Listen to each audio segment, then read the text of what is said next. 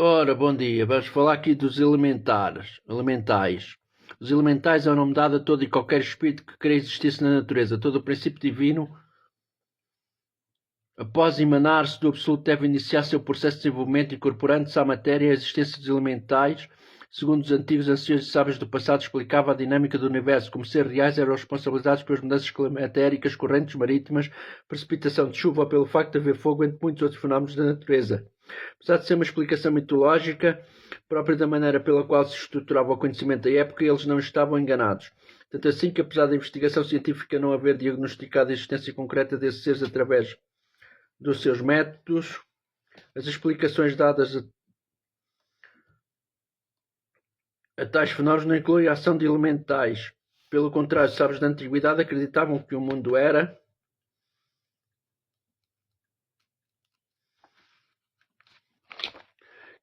formado por 4 elementos básicos: terra, água, ar e fogo. Não obstante, com o transcorrer do tempo, a ciência veio contribuir para maiores informações a respeito da constituição da matéria, não tomou conhecimento antigo obsoleto. A medicina milenar da China, por exemplo, que começa já endossada pelas pesquisas científicas atuais, identifica os 4 elementos. Sob o ponto de vista da magia, os 4 elementos ainda permanecem sem entrar em conflito com as explicações científicas modernas. Os magistas e ocultistas estabelecem uma classificação dos elementais sobre o ponto de vista destes elementos, considerando-os como forças da natureza ou tipos de energia.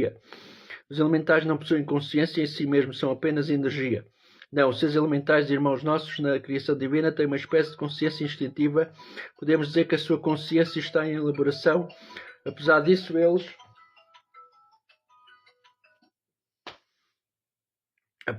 eles se agrupam em famílias, assim como os elementos de uma tabela periódica. Os elementos são identidades espirituais relacionadas com os elementos da natureza. Em meio dos elementos desempenham tarefas muito importantes. Na verdade, não seria exagero dizer, inclusive, que são essenciais à totalidade da vida no mundo. Através dos elementais e da sua ação direta nos elementos é que chegam às mãos dos homens as ervas, as flores, os frutos, bem como o oxigênio e a água, tudo mais que a ciência denomina como sendo forças ou produtos naturais.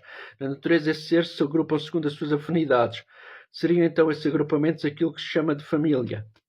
As famílias elementais, como os dominamos, são profundamente ligadas a este ou aquele elemento: fogo, terra, água, ar, conforme a especialidade da natureza e o processo de essência de cada uma delas. Os elementais já estiveram encarnados na Terra ou em outros mundos. Encarnações humanas ainda não. Eles procedem de uma larga experiência evolutiva nos chamados reinos inferiores, como princípios inteligentes, estão a caminho de uma humanidade no futuro que somente Deus conhece. Hoje eles desempenham um papel muito importante junto à natureza como um todo, inclusive auxiliando os encarnados nas reuniões mediúnicas e os desencarnados cuja ordem servem. Como podem auxiliar em reuniões mediúnicas, como explicado, podem classificar-se famílias de elementais de acordo com os respectivos elementos. Junto ao ar, por exemplo, temos a atuação dos sifos ou das sífides, que se apresentam em estatura pequena, dotados de intensa percepção psíquica. Os diferem dos outros espíritos da natureza por não se apresentarem sempre com a mesma forma definida permanente, são constituídos de uma substância etérea, absorvida pelos elementos da atmosfera terrestre. Muitas vezes apresentam-se como sendo feitos de luz e lembram pirilampos ou raios. Também conseguem se manifestar em conjunto com o aspecto que remete aos efeitos da natureza aurora boreal ou do arco-íris.